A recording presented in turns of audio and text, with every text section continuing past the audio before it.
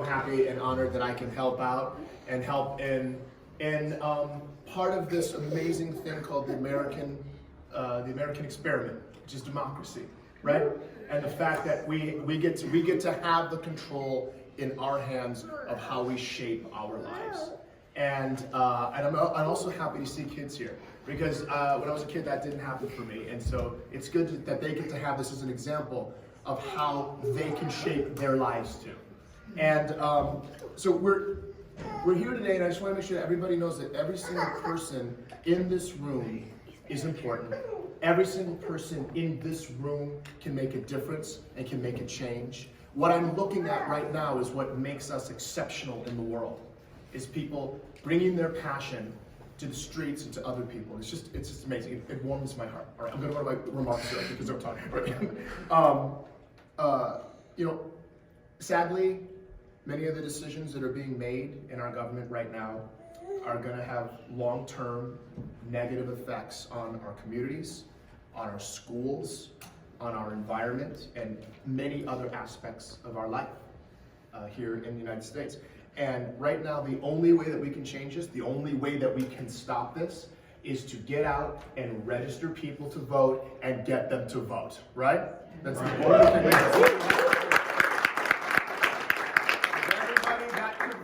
Voted, we live in a different place, right? So let's really try to encourage everybody to do that. Robert F. Kennedy, the great Robert F. Kennedy, I should say, gave a speech in 1966 in South Africa, and that speech was called "The Ripple of Hope." And I think that's a really amazing image to keep in our minds. That something or someone makes an impact, and then it ripples out, and it ripples out, and it affects the entire world. So each one of us here has the potential of being that ripple. And something that I learned recently is that, and it's an idea that I like to keep in my pocket, is that I like to leave people, or everyone should leave people that they meet better, feeling brighter, feeling more inspired, feeling happier than when you got there. So, right? So today, when you guys are out here and you're helping to canvass, or you're helping to register people to vote, she likes it, right? No, she can. Maybe just take a moment and think about that idea. Think about that idea that you can inspire. The positive actions that you take now can ripple out.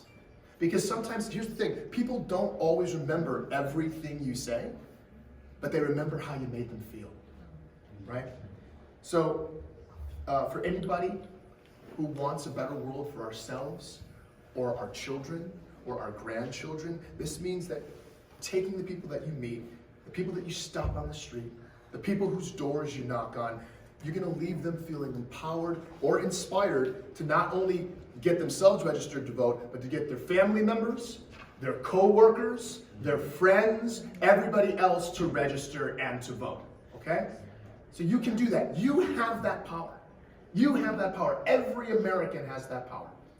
And there's an American here with us today who understands the challenges that our country faces. And he can bring the voices of places like South Bend, Indiana, to Washington, so that we can start working on all of the urgent issues that the current administration has created.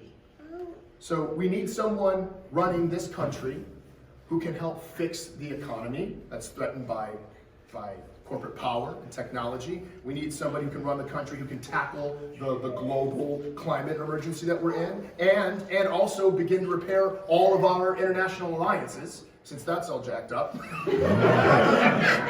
Peter, is this something you sure you want to do this? It's a lot. It's a tall order.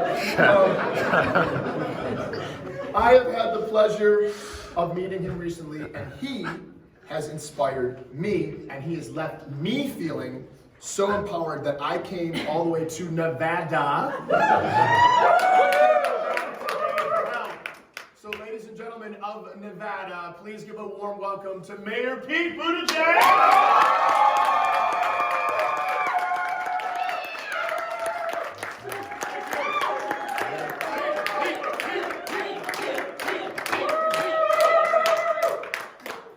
so much for sharing your inspiration. Thank you in particular for emphasizing hope. Yes. Because it is part of what is needed to get anything done. And if you've seen me speaking to voters, I always point out that there's a reason why they took the word hopeful, turn it into a noun, right, and use it as another word for candidates. I'm a 2020 hopeful.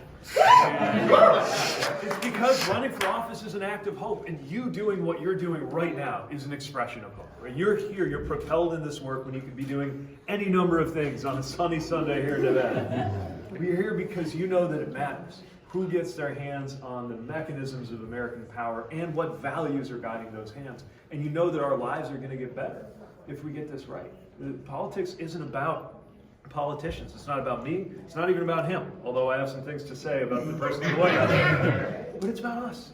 It's about how our lives go better or go worse, depending on who's in power. And I know that you understand that. And I got to tell you, in the volunteering that you are doing to help get the vote out and make sure that people caucus, whether it's early vote today or whether it's on Saturday, so many times, without prompting, people let me know that the way they were treated by our volunteers and organizers drew them into this campaign.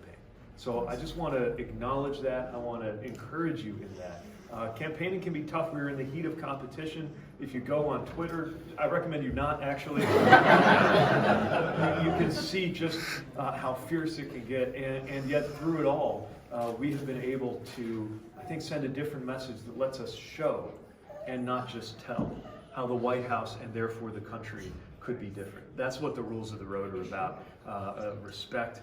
They're probably up here on the wall. So there we are. That is such an important part of the way we do business, and I'm glad that you're finding the joy in it too, because this should be fun. This is the joy of engaging fellow Americans. I'm looking at a room of people who have different stories from different generations and different experiences that you bring into this effort, and that you can bring out and call others who may be close to giving up. I mean, it's brutal. It can be depressing to watch what's been going on the news, and that will motivate some people to walk away completely unless we remind them that the power is with us. That, the Senate GOP might have controlled the jury last week, but we're the jury now and the verdict is up to us. That's what we're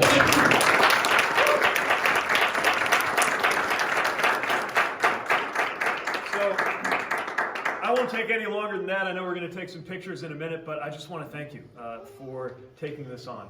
I know that when you decide to become part of this campaign, you're connecting your story, you're connecting your name to mine, and I hope that you find all the joy in the world in doing it, and also that you continue to draw others into this process, because this week, this is going to be a barn burner. It is a jump ball. Nobody knows, pick your metaphor, nobody knows what to make of what's about to happen, because it's so fluid, and that means that this is a chance for good old-fashioned outreach, pulling people in, sharing your story and hearing theirs. That could make all the difference and set us on the path to the presidency. So thank you so much.